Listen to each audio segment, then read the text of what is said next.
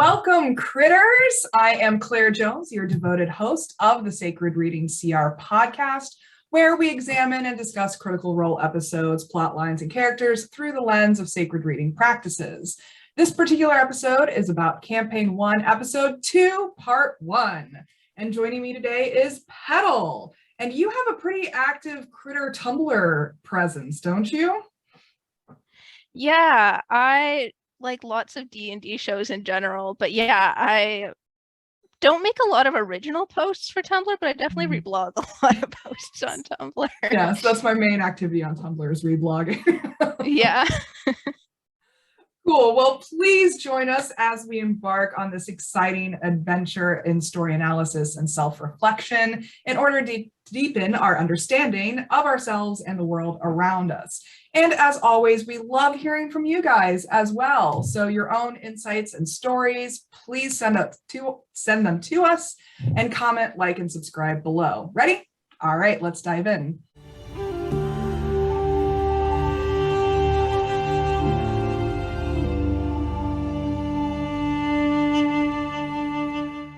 So as we open this episode, Vox Machina have defeated the goblins and the ogres and the strange Naga-based abomination that emerged from the opening of the Greyspine Mines. And they are approached by Lord Nostrock Greyspine, the owner of the mines, where he invites them back to his office to discuss. Wow, my brain is not working today. End of the day on Fridays. It's all good. They discuss a proposal for Vox Machina to get free reign of the mines in exchange for investigating the source of these weird monstrosities and eliminate them, with an award of 25,000 gold pieces and extra for each monster scalp that they bring back. So they manage to get a taste of the blood ale that they gifted to Nostrock, take a short rest, and they are directed to Hyrus, the foreman of the mine, to talk more about the types of strange stitched together creatures that have been emerging. They head back to try again their luck at getting into the House of Thunderbrand, which is the house of arcane users that Tiberius had already tried to enter and failed at miserably. After Vax gets electrified by the runes that protect the house, Tiberius casts Dispel Magic on them and fails yet again. Scanlan then summons an unseen servant on the other side of the boundary runes and has it knock on the front door for them. They successfully introduce themselves to one of the Thunderbrands. It's unclear who exactly they're talking to at this point in time. And they ask him for guidance and knowledge about the monsters coming out of the mines. Again, they fail. He refuses to help them because there is no dwarf in their party. And so Tiberius decides to turn Keyleth into a dwarf while this guy's back is turned. The dwarf is not fooled and dispels the alter self spell. And this is where Vax steps up and admits to their overwhelming stupidity, name dropping Lord Greyspine in the process, and still fails in his persuasion check. Scanlan then baits him with arcane items retrieved from the mine and yet again fails. So finally, succumbing to their defeat, they instead head back to the Value of Valor to buy some supplies for their adventure. Tremaine, the shopkeeper, sells them some healing potions and sleep arrows after Vex unsuccessfully barters for a lower price point, one of her prized skill sets. They then head back to the tavern where they had been staying. Vex feeds trinkets, and Percy attempts to create a bolo arrow and fails. They sleep, wake up the next morning, get ready for the day. They head down to the front of the mine opening and make their way into the mine proper. They head further in and check the supply room before taking the mine elevator down to the bottom. They discover tracks leading to a freshly blasted tunnel intersecting the dwarves' tunnel. And it turns out that the tracks they find are mostly Duragar tracks, which are the corrupted Underdark ancestral cousins of regular dwarves. They push further in and follow the tunnel, winding and descending for another 4 hours until the tunnel finally widens and opens into a cavern where a river is pouring into a deeper space. And that's where we hit break in the episode. So what do we think about this part? What's going on? What's coming up for us? I mean, I've been seeing a lot of. I mean, one of the big things that really stood. Go ahead. Oh, yeah. One of the things that really stood out for me was the number of times that these guys failed to get what they kept trying all these different creative things, and they just kept hitting these walls. And it was like almost difficult to watch at times because they're trying so hard and they just keep failing. Yeah. There is a lot of failure going on, and the rolls are just absolutely abysmal going on. Yeah. I think there's at least 2 natural ones, if I'm remembering correctly. Something like that, yeah. So what kind of allegories, metaphors, themes are showing up for us here? Yeah, well, in terms of themes, like they never really gave up when they kept hitting all these walls. They just kept trying different things until they literally could not do anything anymore. And it just really speaks to just like how determined they were to like see this through and to help out with whatever was going on in the mines. And I believe they're trying to find Kima as well as also what they're doing, and just how unwilling they were to give up even when everything else was standing in their way. Yeah, I mean, there's a lot of failing, a lot of trying, a lot of failing going on here. And I'm actually seeing a lot of scarcity mindset going around. Like there's a lot of, I need to get mine first. There's a lot of selfish motivations. Like even from the get-go, Lord Nostrock is like, we dwarves don't need help from outsiders. Yeah. But here's a lot of money to fix this problem that we have. Yeah. And then Vox Machina's continued insistence on sampling this gifted blood ale. I don't know why they're so obsessed with tasting it. It's like they are not even, the players themselves aren't tasting it in real life, but their characters are really insistent on sampling it. It's like they have to have it. And then their desperation to get into the House of Thunderbrand. Yeah. Like there's just all of this desperate begging that's going on in this episode. And then even Vex's insistence on bartering with Tremaine, despite their large stores of gold and platinum. Like Grog has a whole stash of platinum in his bag that they continually forget about. And then Travis even leans into this sense of scarcity and desperation at the end of the first half when he goes, "You're gonna roll crap," as Laura is rolling for Vex's tracking check. And even the players themselves are bargaining with Matt, the DM, when it comes to the how and the when of what's going on. And there's just a lot of desperation.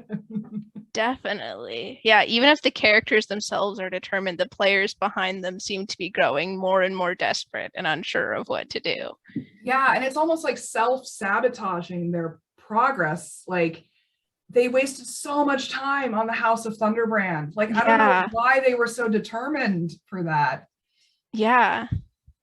Like they're wasting spells, they're wasting time, they're wasting energy. Like it just seems like this scarce, desperate attempt to gather as much to them as possible because they have this sense of lack, Yeah, because they really are, as I believe you talked about in one of the earlier episodes, they really are outsiders here. And so it's hard for them to figure out what works to get them where they want to go, especially when others are looking down on them for being outsiders. Yeah, I'm really wondering like what their level of confidence is. Like they're acting like they don't have any confidence of figuring it out on their own. Like they keep asking time and time again for like, where are these monsters coming from? Where are these monsters coming from? Where are these monsters coming from? And like, no matter who they ask, the answer is the same. Like, we don't know. Yeah. Yeah. Are there any other themes or metaphors that have popped up for us here? Well, kind of a little bit later, one of the things that stood out to me was just like when they were during the point when they were sort of like trudging through the mines and actually entering them, I just kept thinking it felt like a road trip. Just in the way that they were like, that it was a long journey and they kind of like started like bickering between each other at one point. There was that moment when Keyleth was like trying to share an exciting story and everybody was mad at her or something along those lines. And it was just like, it reminded me of a road trip, just in the way where it's like, because it's such a long journey, because there's so many people in so many tight quarters together, some of the like tensions start to rise a little bit. Yeah, Keyleth gets shut down a lot in these first couple episodes. Like, there's so much discourse about that in the community too, with like Keyleth and Marisha and like choices that they've made. And it's been really interesting to see like what part is Keyleth, what part is Marisha, what part is the group reacting. Like, it's interesting dynamics going on. Yeah, it really is. Lots going on there. So what kind of personal experiences are coming to mind for us? Like, what have we experienced that relates to this in our own lives? Yeah, well, I think one thing that stands out to me is that a few years ago, I was volunteering at a boarding school in England. And overall, it was a good experience, but I was definitely didn't know much of what I was doing. I was fresh out of high school. And the people there clearly expected more of me than I was capable doing, but didn't provide they tried a little bit, but they didn't provide the correct supports to like get me there to the point where they wanted me to be for the work that I was doing. And it just sort of became a mess where like, it just kind of reminds me of the way that being outsiders coming into a new place where they're unfamiliar with the culture and unfamiliar with the people and the customs and the expectations, and they're coming in trying to figure these things out and complete their quest and all these things, but hitting all of these walls because of either the prejudice on the other side or them not understanding how things are done, and just the whole messiness of that. It is definitely messy. I think that's a good term to use here. Yeah, I mean, for me, I'm really thinking about like decisions that I've made myself while in a scarcity mindset, like desperate decisions. I tried to start another business back last year at the beginning of the year and throughout the year, and it was just like a series of bad decisions for myself. And I just kept being like, coming from a place of lack, coming from a place of desperation, I just didn't pay attention to the flags and the signs that were coming up for me along the way. And I just kept pushing forward. And like, this determination also has an edge to it. Like, when does it switch from determination to desperation? Yeah, that's a really good question. Like, because you kind of self-sabotage at a certain point. Is like, if you have your blinders on and you're not paying attention to your intuition, to the signs that you're seeing, you know, you can continue to just kind of snowball these bad decisions, and they get to a point where you're like, oh man, this is way bigger than I thought it was going to be, and a lot more messy than I thought it was going to be. And it's really a matter of stopping and identifying that before it goes too far. Yeah, and it's hard to do, especially once you're in that momentum where everything is snowballing and getting bigger and rolling faster than you can stop it, and you just so badly want to reach the goal that you're trying to achieve that you don't see all of the signs telling you to stop and maybe like redirect or try something else, or move on to a different goal entirely. Yeah. Isn't that from Einstein, who says if you continue down the same path over and over and over again, that's the definition of insanity? If you're expecting a different result but trying the same thing over and over again. Yeah. I mean, when you're stuck in those cycles, it's so easy to just be like, oh, I've got my eye on the prize, I've got my eye on the goal, and that's all I care about. But there's so much that you don't account for in the process. Like, do the means justify the end? Yeah. Does the end justify the means? Like, you continually have to ask yourself that. Yeah, absolutely. And it's just a very important thing to be aware of as we go through life and try to achieve different goals. And just work through life and the responsibilities that are put on us, is to learn how to recognize when something isn't working and when you need to try something else. And sometimes that can be hard. Sometimes that means letting go of something that you've been working a long time towards. Or like, for example, I've got a bunch of classes right now with university and a huge amount of readings in them. So I might have to accept that there might be some readings that I'm not able to do, and that might lower my marks. And it's just, there's sacrifice involved in that. But either way, whether you stop or whether you continue on, you're still going to lose out on things. And the earlier you stop, the sooner that you can find other beneficial things to pour your time into that'll bring you more fruit. Totally. Yeah. Like I think you brought up an important point here too, with like recognizing your limits. You know, I think that a scarcity mindset and this desperation really comes from like not wanting to recognize your limits. Because it's like a belief that you don't have limits, or like that you don't want to accept your limits, when really this acceptance and this acknowledgement is actually going to benefit you in the long run, because then you can make more informed decisions moving forward. Absolutely. And there are things that you can learn, like even if you have to stop in the middle of something and reroute, that doesn't mean that the time you spent doing that thing is a total loss. Like there are ways that you can apply the things that you've learned throughout that process to other things, and there's still beneficial ways to apply that to your life.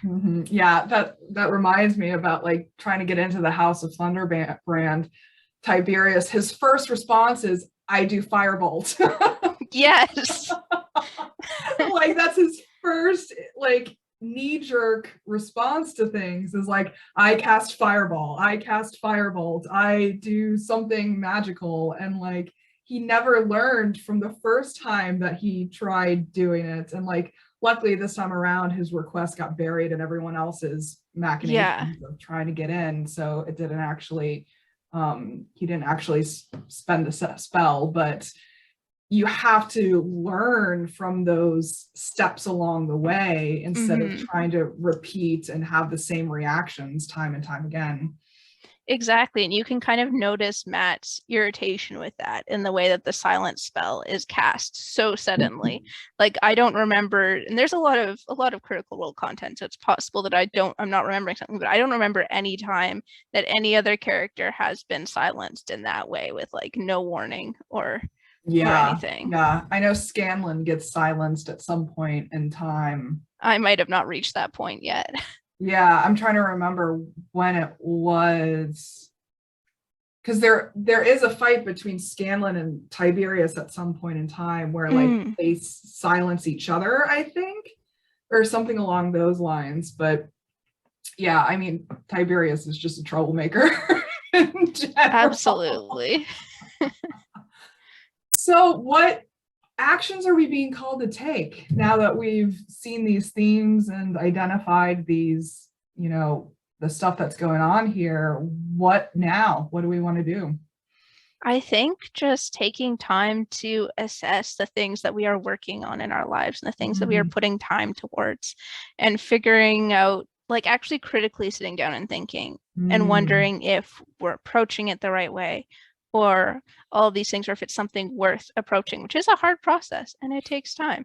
But I think that is what this episode is calling us to do, is to make sure that we are putting our time towards things that are worth putting their time towards. Yeah. And I'm being called to stop scarcity mindset trains. Like before they fly me off into the ditch of bad decision making. Like if you catch that train before it goes too far, then you have a lot more likely of a chance to reroute it, to redirect it, to make sure that it's actually productive and efficient and effective, or whatever you're trying to accomplish. But if you let it just go off and become this big, scary ball of problems, that's when you get into trouble. Yeah. So like, what kind of practices can we put into our daily lives, our weekly lives, to just kind of be like, all right, status check, what's going on, what's going right, how can I, reroute this in a more productive way, in a happier way, in a more joyful way, in a more easeful way, because we do have a tendency to, you know, once things become difficult, we believe that it's always going to be difficult. And so then it does become difficult always. Yeah. So that's even a great question to ask ourselves, is like, how can I make this easier on myself? Now that I've learned this much, how can I then make it easier, make it faster, make it better? Absolutely. Yeah. Good to have those check-ins and try to make sure that we are adapting things in the way that we need to. Yeah. Do you have any specific practices? Like, do you journal? Do you meditate? Like, what do you do? Yeah, I usually journal at the end of every day before I go to bed. I'll put on a show of something to have in the background and I'll journal. And I've got a section in my journal for positive things that happen during the day. And I've got a section in the journal that is about the positive things, is about half of the page. Then I've got a thing for negative things, and that's like a quarter of the page. And then at the bottom is just a section for me to list the media that I've consumed that day, because I like to track that. And yeah, just kind of like a cool little way. And then I find that oftentimes I will look back and before I write my journal entry, I'll like read my entry from a year ago so that I can kind of see how far I've come and help process like what has changed during that time. Like, and see if in hindsight I can recognize things that were unhelpful or maybe things that were helpful, and just have that mindset of being able to look at it without being in the middle of it, and being able to look at it with a better eye on it.